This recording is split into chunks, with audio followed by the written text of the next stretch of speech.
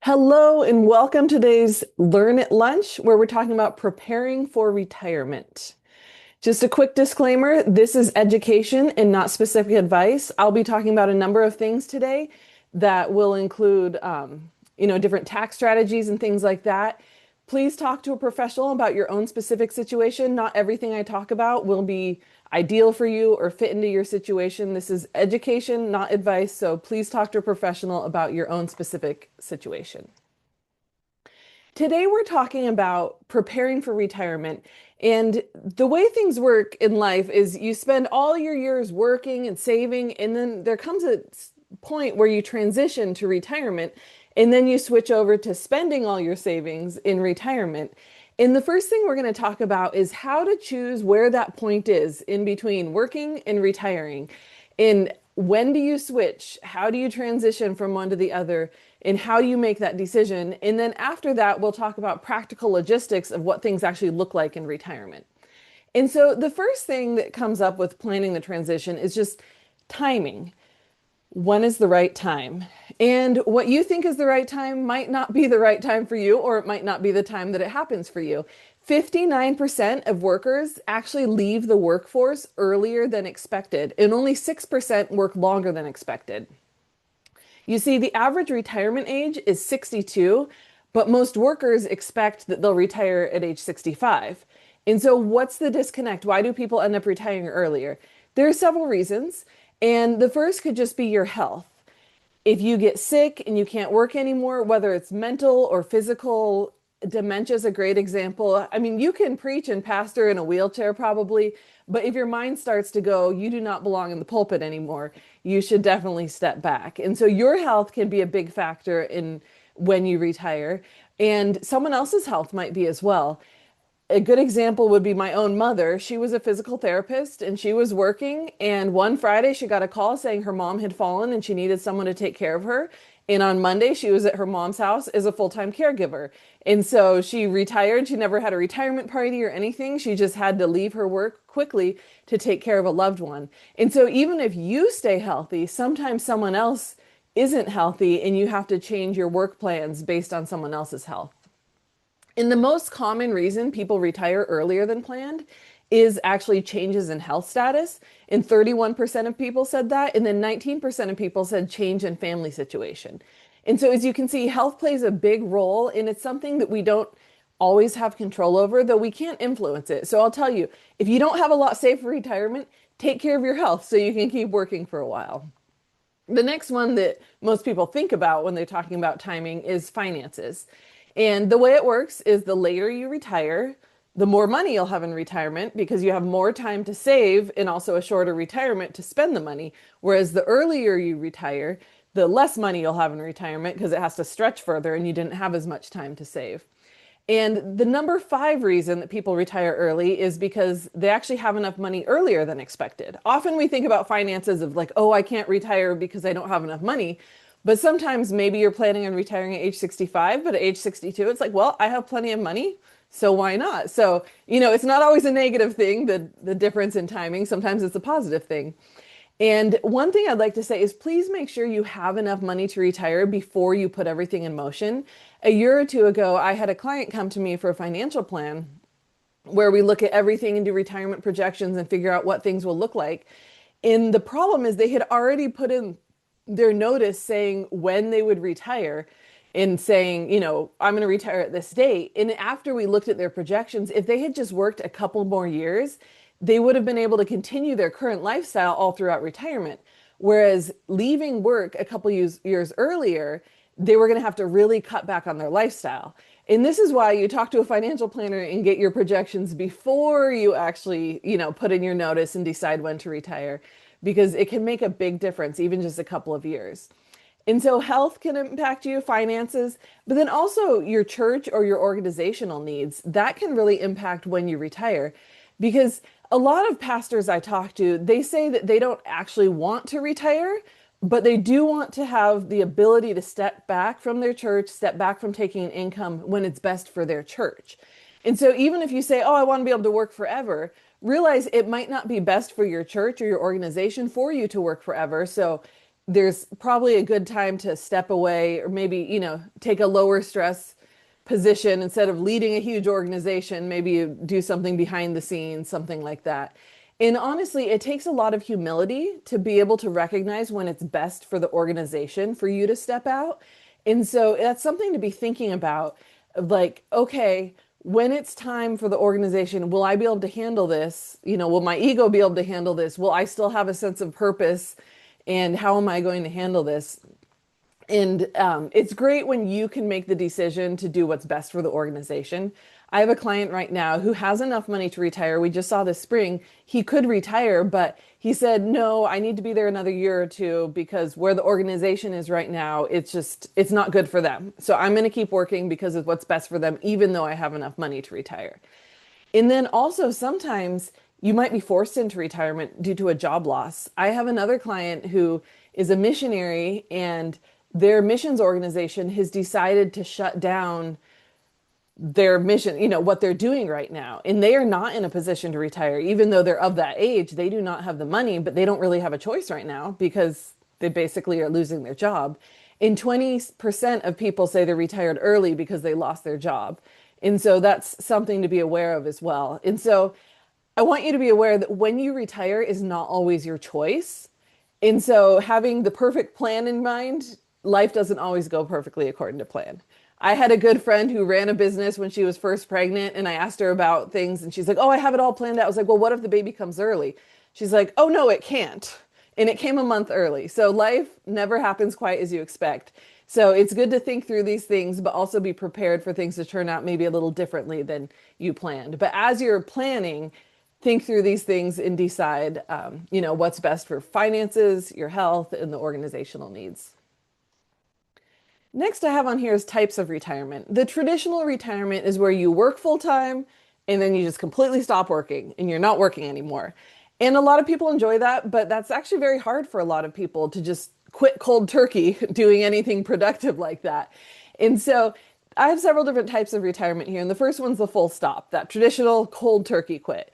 But if that doesn't sound very appealing to you, or if your spouse is like, there's no way you're going to come home full time, I need you to stay busy, then there's some other options. One would just be tapering off, lowering your hours and reducing, your hours, your involvement. And that could also be really good for your church or organization. Because if it's somewhere you've been there 30 years and you have so much knowledge, just leaving could be really hard for the organization. But if you could slowly pass on your responsibilities or slowly turn it over to someone and stay behind the scenes part-time to help with things, that might be what's best for you and best for the organization. So there's different options with that. And then the next one is just having a part-time job. This would be, totally different organization. You do something totally different.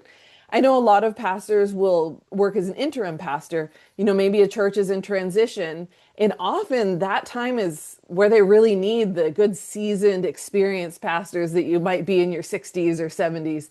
So you could do a part-time gig as an interim pastor or do pulpit supply. During the summer, everyone wants to go on vacation, but who's going to preach? You could help with that. You could do consulting. I have a client who does dog walking. That has nothing to do with ministry, though you could turn it into a ministry if you want, but he enjoys it. He likes dogs. He likes staying physically active, and it's just a way to have a little extra money. So a part-time job, you could do it for the money or you could just do it for enjoyment, do it to stay active, many reasons, but you don't have to have the traditional retirement where you just quit work cold turkey. There are different options for you. The next thing here is just how much money do you need? That is a huge part of the retirement timing decision. As I talked about the people who came to me who had already set things in motion and didn't really have enough money. And having a financial plan or retirement projections will answer the question of how much money do you need? And just reading an article online is not going to give you the answer because for some people, $500,000 is more than enough. For others, $5 million is not nearly enough. It's very personalized to your lifestyle, your spending, your goals. And so only a personalized financial plan or retirement projections will be able to give you that answer. And if you have your 403B with CBB, you can actually get a free retirement plan with Empower, and they can do all of these projections for you. And so, like I said, it's very personalized, and there's a lot of factors that go into your retirement, how much money you need. So some of them are your retirement age. Like I said, the later you retire, the less money you need. Your retirement length. If you're going to be retired for 30 years, you need more money than if you're only going to be retired for 10 years. And that's not something we all know exactly. We don't know when the Lord's going to take us, but based on your health, you might have some ideas there. Another one would be taxation. If all of your money is in a tax-free account, then you don't need as much money as if it's all in an account where it'll be taxable to you when you come out, because then you need money to pay the taxes as well. And then investment growth. The last couple of years, the stock market has done great. And so as long as the stock market's doing great, then you're going to end up ahead with more money. Maybe you can retire early like some of those people. But then if things aren't going well, then maybe you need to retire longer or you'll have less money. And inflation is another one. If things cost more, then you need more money in retirement. Investment fees are another thing that can really impact your retirement, because if you're paying 1.5% to be in a mutual fund, you're not going to end up with as much money as if you're paying 0.08% for your mutual fund. So the higher the fees, the more money you'll have to save in order to get to the same place. And then your desired lifestyle. How do you want to spend your retirement? Do you want to travel the world? Do you want to go and do missions work? Do you want to live in your daughter's basement and take care of grandbabies? Different lifestyles have different costs and you'll need different amounts for retirement. And the last one there is just your expenses. And that's the biggest thing, which we'll talk about in a minute, is your expenses play a huge, huge role in how long your money will last, in your retirement projections, and how things look for you. So really there are two approaches to deciding when to retire. You can choose the lifestyle you want and then work until you can afford that lifestyle, or you can choose when you want to retire and then adapt your lifestyle to whatever you have at that point. So it's kind of like, do you prioritize lifestyle or prioritize, retirement date? Sometimes you don't get to prioritize. Your health tells you have to retire and then you have to adapt your lifestyle. But those are kind of two different approaches of how you prioritize things and make your decision. Then on here, there's a scripture, Luke 14:28, and I really like to use this. It's very important to me. And the context for this is Jesus was talking about the cost of following him as a disciple. And because that's kind of an intangible idea, he used a concrete example from real life. And he said, okay, this is common sense. And so he used that as a comparison, whereas nowadays it's not quite as common, but I wish it were more common. But this is financial planning. It says, suppose one of you wants to build a tower. Won't you first sit down and estimate the cost to see if you have enough money to complete it? And so he's saying, don't start something until you know you can finish it. And this is very important in retirement. Don't start your retirement unless you know you actually have the money to complete it. Because if you run out of money at age 85, it'll be very hard to go back to work and earn more money. So it's best to stay where you are until you know you have the money to complete it. And so ask yourself, do I have enough money for a 30-year retirement? Not just, for tomorrow's expenses, for this year's expenses, but do I have enough money if I'm still alive at 90 to take care of myself? Or if you're married, do I have enough money to go through my own health issues and then for my wife to live to age 96? Because what I see a lot, and you probably see it too in your churches, is that, a couple will retire, they have enough money, they have fun, they do well, they travel, they spend money on grandkids, and then the husband gets sick. He spends about 2 years with health problems, burning through their money, and then he passes away. He's happy in heaven with Jesus, and the wife is left behind with no money left, and she's going to live another 15 years. And so you need to think through not just your own lifespan, but if you have a spouse, your spouse's lifespan. Say, okay, do we have enough money if one of us lives to be 95, 96, especially if there's a big age gap? In my situation, my husband's 5 years older than me. So if he just plans to, oh, I'm going to live till 85, I have that much money, likely I'm going to live past 80. Statistically, I'm going to. And so we need to plan for my lifespan as well. And so it's really important to sit down and make sure you do have enough money before you actually retire and put everything into motion. And how do you know if you have enough money? You need to know what your expenses are. It's so important. You need to understand your spending. Some ways you can do that if you don't already have a budget and you're not already tracking your spending is start by looking at past statements, whether it's bank accounts or credit card statements.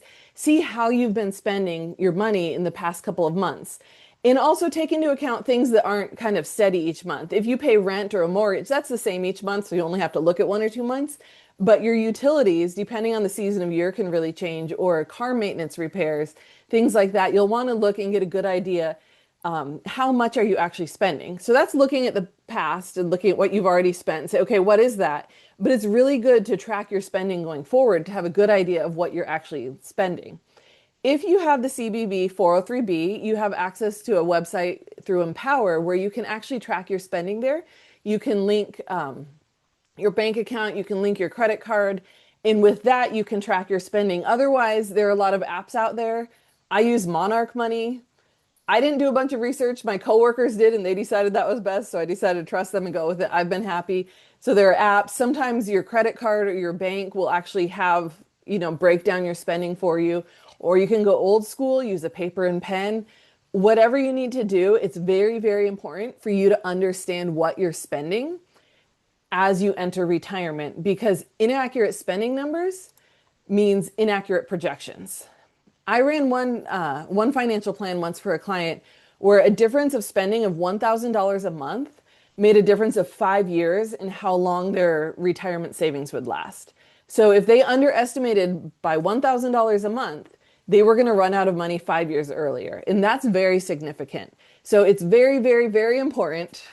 You can tell I'm serious about that. It's very important to have accurate spending numbers, because if your spending numbers aren't good, your projections aren't going to be good. If you underestimate your spending and you think you spend half as much, then of course it'll look like you can retire and you have great projections. But then if you keep spending the way you are, you're going to run out of money and you're going to be like, wait, I still have 20 years left. What happened? And it's because you didn't have good numbers, so the projections weren't any good. And so before you retire, please get retirement projections. But before you can do that, have a good handle on what you're actually spending. And a big question I always get is, okay, what about health expenses in retirement? I did a little bit of research, and the average is about $6,400 per year per person. So if that's something that really concerns you, you can use that as your estimate. And often healthcare expenses, when you first retire, most people are rather healthy. They don't go up right away. But as you get older, the expenses get higher. But the average is $6,400 per year per person. And when you think about retirement spending, it's not going to be like straight line the same throughout your entire retirement. There's something that they call the retirement smile, where at the beginning of retirement, you spend a lot, and then in the middle, you don't spend as much, and then at the end, you retire, you spend a lot, and it's a smile like that. And what it is, I have a client who calls it the go-go years, where you're healthy, you're traveling, you're doing everything, so you spend more. And then the slow-go years, where you don't spend as much because you're not doing as much, but you don't have a lot of health expenses. And then the no-go years, and that's when you're racking up all those health expenses near the end of your life. And so that's the smile. Spend a lot, spend a little, spend a lot. And so when you retire, it's not all the same throughout your whole retirement. Things change depending on the season you're in. But when it comes to retiring, it's important to have the right numbers and to know you have enough money and things like that. But there's a whole nother side to it that has nothing to do with numbers, and that's the psychological side. Retiring can be incredibly difficult if you're not prepared for it mentally and if you don't know what you're retiring to. You see, you have to be retiring to something. You can't just retire from something. You have to be moving forward, going towards something that actually interests you too. And a lot of people, they don't actually retire to anything. They just leave their job and then they're sitting at home. They have no idea what to do. They don't do anything. And then they deteriorate quickly and they don't live very long. So it's really, really important to say, okay, I know I'm leaving my job. I know what I'm retiring from, but what am I retiring to? How am I going to spend my time? Am I going to be taking care of grandchildren? Am I going to be playing cards at the senior center? Am I going to be doing some kind of ministry? But have an idea of how you will spend your time before you retire from your job. And I would even say this is so important that if you have no idea what you would do in retirement, even if you have the money, don't retire yet. Take some time. There are books out there that talk through it. Like one of them is The New Retire Mentality. And, there are different things like that. I'm sure you can find resources online that think through like, okay, how am I going to spend my retirement? How am I going to find purpose in this next season of life? And don't retire until you have that. You don't have to have it perfectly figured out, but until you have an idea, until you have a direction and something to retire to, Um, just stay in your job because otherwise it'll be really hard. And related to that, it's really important that you stay active physically, mentally, socially, and spiritually. Physically, your body is aging. All of our bodies are aging, even mine. And so it's really important to use your body to get it to last as long as possible. And then mentally, it's the same thing. Keep your mind sharp, whether it's playing cards, having a part-time job, doing crossword puzzles. My grandma would do the crossword puzzle in the New York Times and better than I ever could, even when she was, in her 80s. So keeping sharp mentally is very important. And then socially, this is an area that a lot of people don't think about and really struggle with in retirement. So, you've been working, especially if you're working in the church and you have this great social community. When you leave, what are you going to do? How are you going to replace that? And if you're staying in your same church and you're just going to be sitting in the pew, that can be easy. But I know a lot of people in ministry will leave their church to, give space for the new pastor. Or I know someone who's with the United Methodist Church and they're not allowed to go to their church anymore.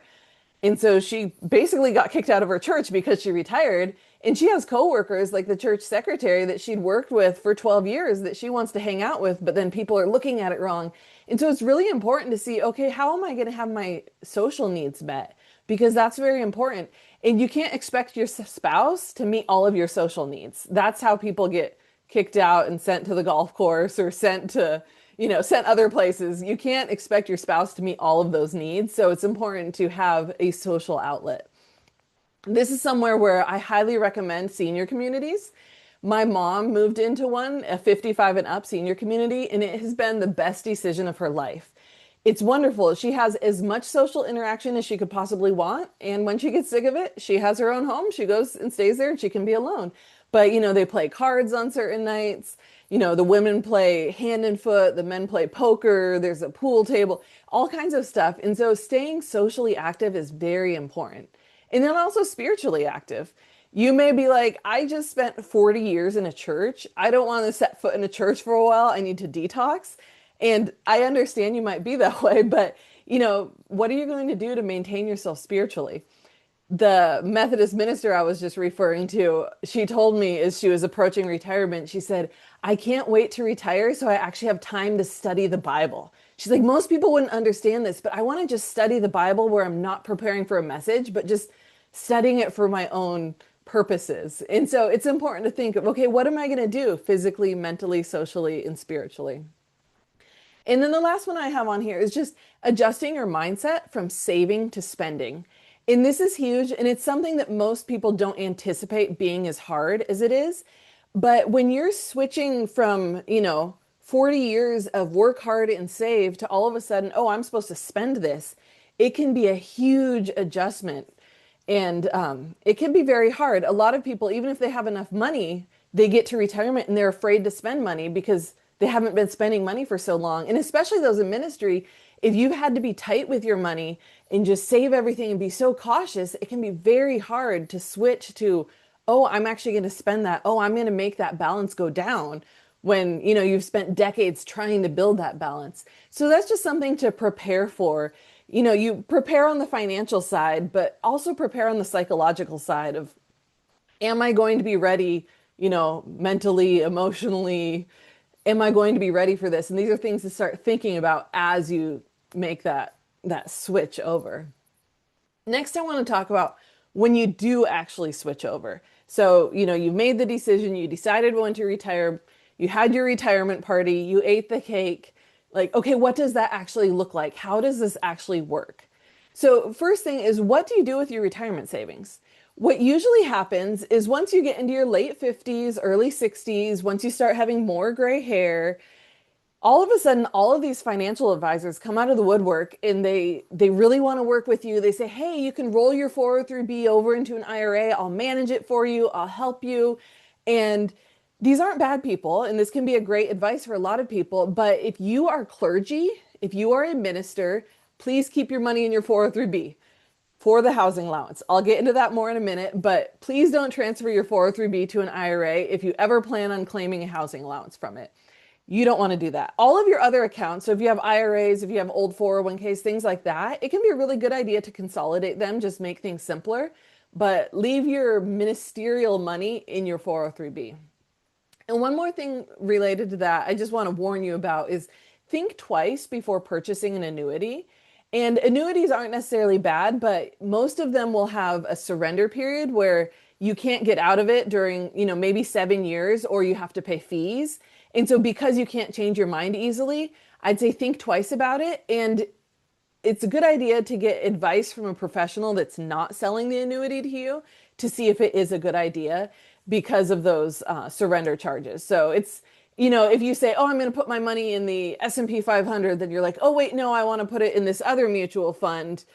That there's no consequence. You can move around your investments within your 403b, within your IRA. But if you purchase an annuity, you can't change your mind that easily. So make sure you think well on it before you do that.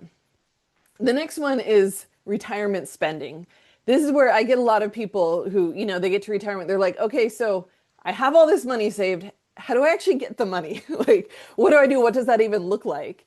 And what a lot of people do is they just set up automatic withdrawals from, their 403b, their IRA that just automatically deposits money in their bank account each month.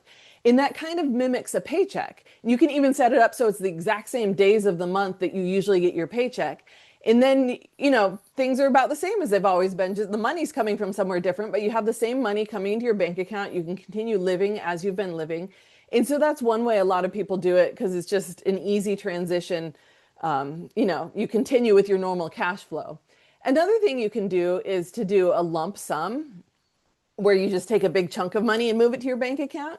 And you can do that at any time. Where I see that the most is with ministers with the housing allowance. Sometimes at the beginning of the year, they'll calculate, okay, this is the fair market rental value. This is the most I can take as housing allowance. And so they move it out of their account into their bank account, and then they spend it down throughout the year. And at the end of the year, they say, okay, how much is left? And then they just put that towards the mortgage or something like that.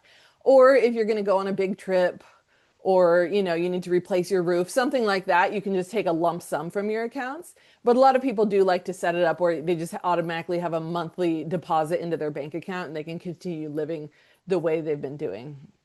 And a big question is always like, well, how much can I spend? Now, personalized retirement projections will tell you that, but a general rule of thumb is about 4%. And so studies have shown that if you withdraw between 4 and 5.5% from your retirement account the first year you're retired, and then that amount goes up with inflation each year, then you shouldn't run out of money in a 30-year retirement. So it's considered kind of a safe withdrawal rate. And it's not guaranteed safe. That's just what studies have shown. And so that's kind of one thing you can think about. About 4% of your savings is what you'll have to live on that first year. And one of the greatest things to do to prevent worrying about running out of money, which is a common concern for retirees, is to get regular retirement projections. And this is something where if you work with CBB, you can go back to Empower every year and have them run your retirement projections and tell you, yeah, things are going great, or, oh, things are starting to look a little worse. Maybe you should tighten up. This is something we do with our clients. And the last couple of years, because the stock market's been good, we go in and things look better than they need to. And so they're like, ooh, I want to give more. Or, ooh, I'm going to go on that trip. I'm going to help my son with his down payment of a house. And so it's really good to get regular retirement projections. This isn't just a one time right before I get retired, they're going to tell me how things are, because life changes, things change, the stock market goes up and down. And so it's really good to get regular retirement projections. And that will keep you from being worried about running out of money because you'll know what's going on. And if things do start to look worse, then you can make adjustments way before you run out of money. And next thing I have on here is taxes. So there are some things you need to know about taxes in retirement. The first one is required minimum distributions. So a lot of your retirement accounts are pre-tax, which means you put the money in and invested the money without paying any tax at all on the money. So any traditional IRA, traditional 403b, traditional 401k, they're all pre-tax. So the government has said, okay, you don't have to pay us taxes for a while. We'll let you defer that. But they don't want you to defer it forever. They want some of their tax money. And so what they have is required minimum distribution. So at a certain age, you are required to start taking money out of those accounts. If you're born between 1951 and 1959, then that age is age 73. If you're born in 1960 or after, that age is age 75. So what happens is you get to that age and then you'll look at your account balance from December 31st of the previous year. And based on that number and your current age, they'll calculate and say, okay, you have to take this much money out of your account each year. And so it's important that you understand that you see it coming and then you take that money out. Otherwise, there are a lot of big penalties. Now, if you're still working, you don't have to take money out of your employer's retirement account. But let's say you're 76, you're still working, but you have a traditional IRA, you would still have to take money from the traditional IRA, just not your employer's account. And so that's the required minimum distribution. And one thing you can actually use that for, or any other money from a traditional IRA, is called a qualified charitable distribution. This is something that is great if you're charitably inclined, if you give to your church.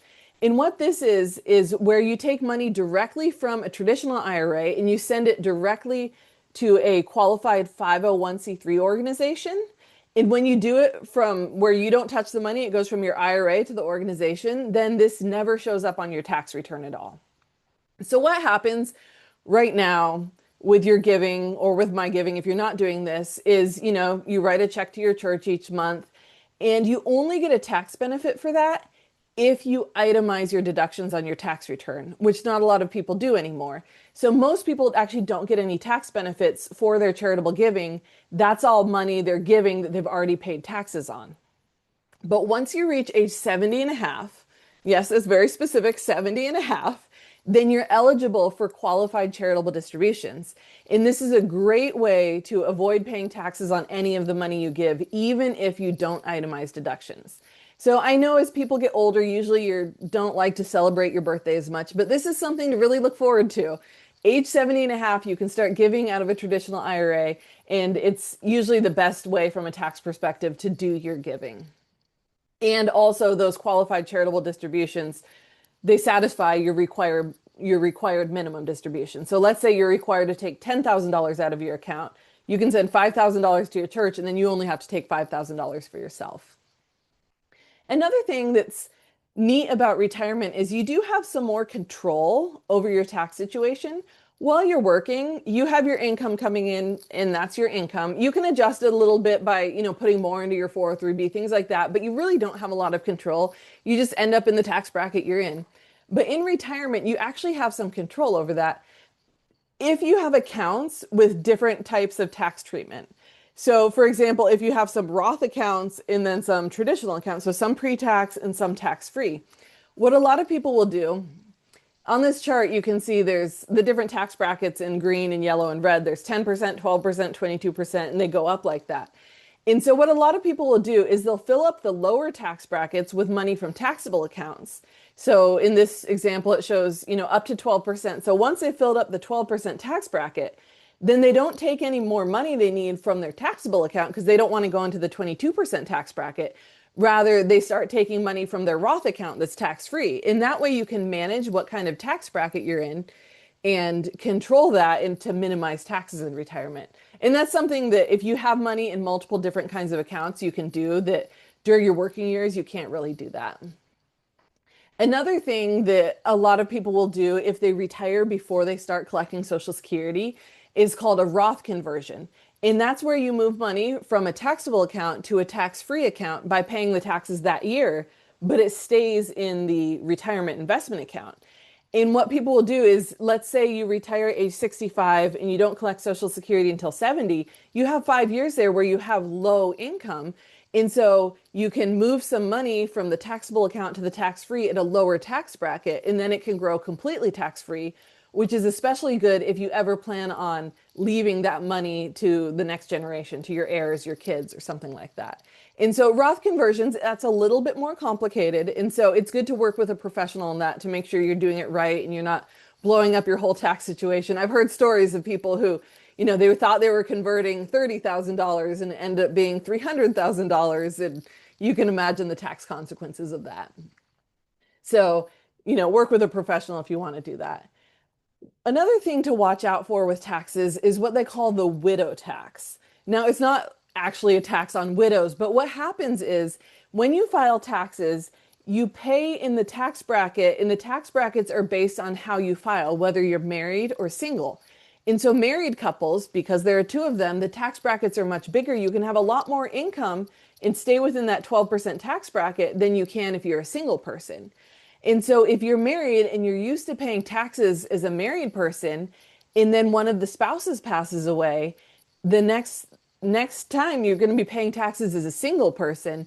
And so your tax brackets will be a lot smaller. So what happens is a lot of people actually end up paying taxes at higher rates after their spouse passes away, which is why it's called the widow tax. So that's something to be aware of, that once you're single, you will be paying taxes at higher rates. And so that can kind of play into how you manage your taxes, while you're still married, if that's your situation.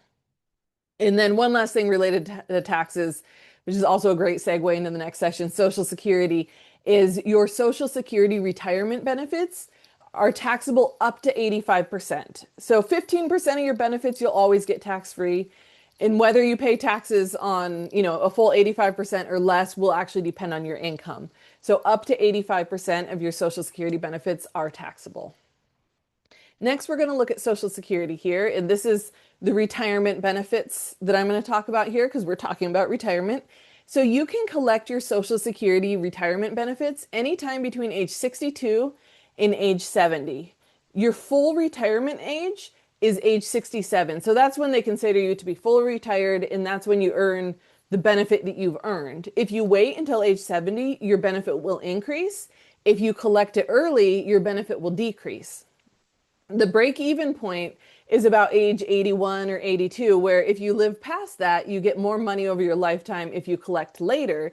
And if you don't live that long, you get more money if you collect earlier. But most of us don't know when we're going to pass away, so often it's better to wait and let that grow. And especially if you're married, a married couple, it's a great idea to have the person with the higher benefit wait until age 70 so that higher benefit can grow, because when one spouse passes away, the surviving spouse will get to keep whichever benefit is lower. So let's say your benefit is $1,000 a month, your spouse's benefit is $3,000 a month. Then even if your spouse passes away a year after they retire, you will get that $3,000 a month benefit, even though it was theirs. So whoever survives gets the higher benefit. And that's why if one of you has a higher benefit, it's good for at least that person to wait until age 70 in order to maximize that Social Security benefit. And some of the benefits of Social Security, as opposed to your savings, like your 403(b) account, are that they protect against longevity. You can spend through your 403(b), especially if you don't have accurate numbers for your retirement projections. But Social Security, you're going to keep getting those checks for as long as you live, even if you live past age 100. And then also market risk. If the market goes down, if the stock market and bond market do really poorly for a while, you won't have as much money to spend in your 403(b), but Social Security is not tied to the market. And so even if the market goes down, that won't affect your Social Security check. And then last is inflation. If things cost more, then the money in your 403(b) just isn't going to go as far. Whereas at least right now, Social Security is indexed to inflation and goes up with inflation. I'm not sure what happened with the slides here, but we're almost done. One last thing on Social Security. If you opted out, then you could still get Social Security benefits. If your spouse has benefits from their work, you can get a spousal benefit, which is 50% of their full retirement age benefit. Or if you worked prior to opting out, if you worked in a secular job, you can be eligible for benefits based on your secular work. Sometimes when you go to request the benefits, they'll tell you, oh, you're not eligible if you opted out. But that's actually not true. Based on your spouse's record or your secular earnings, you are eligible, but sometimes you have to fight for it because it's a very unique case and they don't really understand it. I had one blog reader who actually had to get her congressman involved. And so, you might have to fight for it, but you are eligible. Next, I want to talk about insurance changes. So insurance changes when you retire. There are some things that do change, and one of them is life insurance. The main purpose for life insurance with most people is to replace income. And so if you don't need income anymore because you're retired, then you might not need life insurance. Now, if you have a special needs child who's dependent on you, things like that, you might still need life insurance. but the vast majority of people no longer need life insurance once they're retired. Another insurance to look into would be long-term care insurance. And this can be very helpful if you ever need long-term care, but it can also be very expensive. So I would encourage you to get a quote for it and then see if it makes sense in your situation.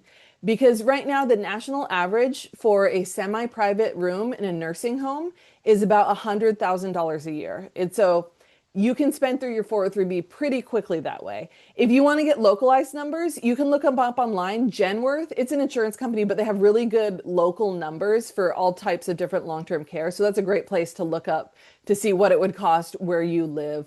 But long-term care is something that's very good to at least look into, though a lot of people don't purchase the insurance because it is expensive, but it's something to keep in mind. And then next, there's health and Medicare. So if you retire before age 65, you can't have Medicare until age 65.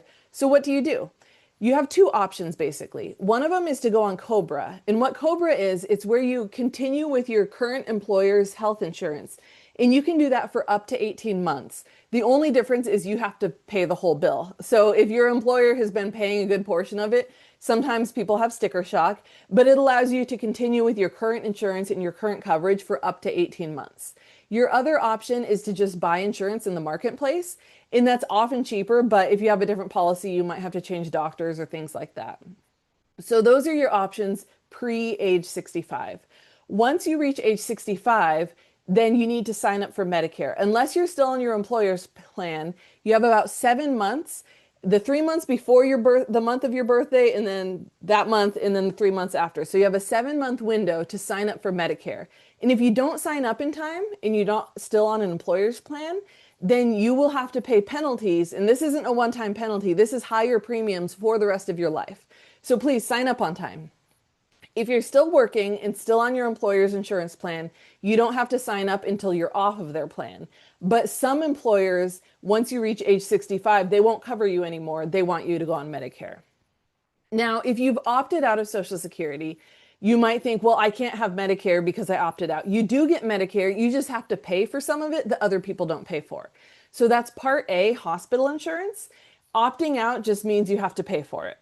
So you still get Medicare. That's a common misconception. You just have to pay more. And if your spouse has eligible earnings, then you can get it for free based on their benefits as well, on their earnings. And so when it comes time to get Medicare, it's good to work with a local broker who can shop the different plans in your area and say, well, this plan's good here, this plan's not.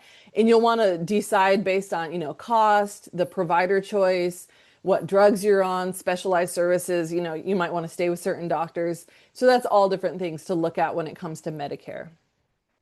Next, I want to talk about the housing allowance. So in retirement, the housing allowance follows all of the same rules as it does while you're working. So the big rule, it still has to be the lesser of the fair market rental value, the designated allowance, or your actual expenses. I've heard a lot of, bad information out there. I've heard people say, well, my accountant said once I pay off my mortgage, I can just claim the fair market rental value. Like, no, you can only claim your actual expenses. That's why some people at the end of the year, they'll put more towards their mortgage or do a house project if they have more room there. And then designating it, your church right now is designating it, but in retirement, if you're with the CBB 403B, they can designate it for you. So you don't have to go back to your old church. You can just call them up, or on their form, you can say, okay, I want this much for housing allowance as you take a distribution. And housing allowance is only good for one home at a time. So if you have a beach house or something like that, you can only claim one house.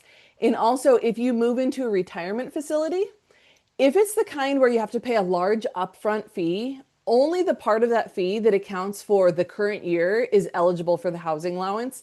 That came out of a tax court case, so that is, established housing allowance law. So you actually have to listen to it, not a gray area there. But then also, if you're paying a fee where it covers your housing, it covers your food, it covers medical care, you can use the housing allowance for the housing portion. You'll just have to have the facility kind of break out the invoice and say, okay, this much is for housing. And what some people will do if they have different retirement funds and they have enough money where they don't really have to take money out of their 403B but they can for the housing allowance and get it out tax free.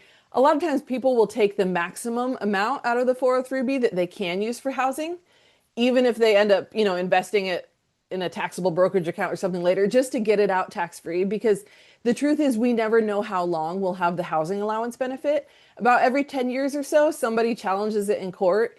And so far, it's been upheld, but it could go away at any time. So it's good to maximize that benefit while we still have it. And then one thing that's important to know is that you can only claim a housing allowance from a 403b while the original 403b owner is alive. So once the 403b owner passes away, their spouse will inherit all of the money, but their spouse can't claim a housing allowance because it wasn't the spouse's income that funded that. So what that means, if you are a couple where you're both in ministry, then it's really good for both of you to contribute to 403bs. Because often with married couples, we'll say, oh, we'll just put our retirement money into your account because it's easier to just do one account. But if you do that and then that person passes away, you can't claim the housing allowance anymore. So for ministry couples where you're both ministers, I would encourage you both to fund 403bs. While you're working, it doesn't really matter whose check the housing allowance comes out of. But in retirement, because of the idea that when one person passes away, you know, their money can't be used as housing allowance anymore, it's really good to claim both of them or fund both of your accounts at the same time so that no matter who passes away, you can still claim a housing allowance. The last thing I want to talk about is estate planning. Now, I hope you have a long and beautiful retirement, but this is a good transition time where you're thinking about all these things. So it's good to get on top of your estate planning during this season.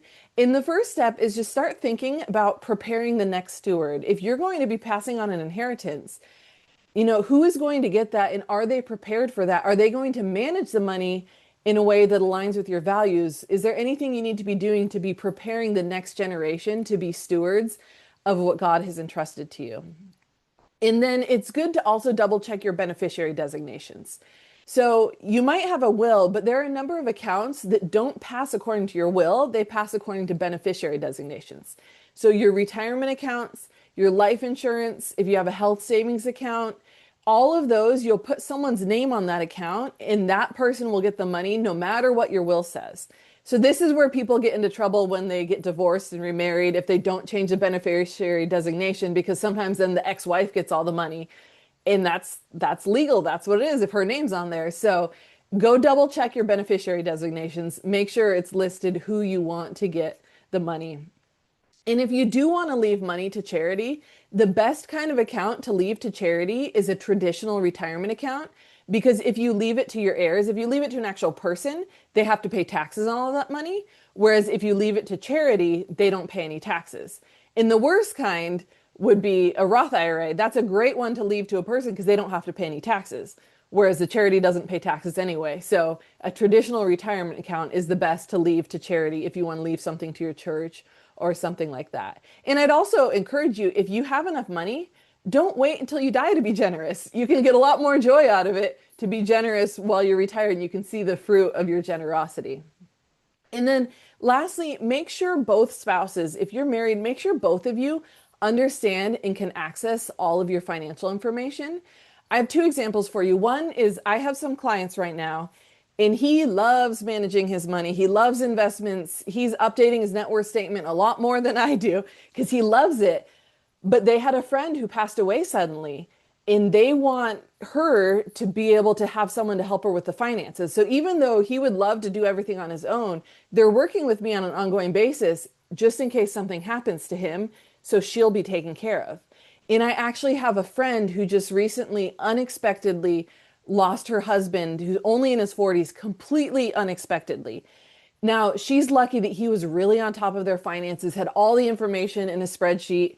He's an engineer, stereotypical engineer, but it makes it so much easier for her where she can see everything they have, where the money is, what kind of insurance coverage they have, all of those things. So if you're not as organized as him, which most people aren't, it's really important to make sure both spouses know everything you have, what kind of insurance policies and everything, and just get on the same page and make sure you can actually access all that financial information.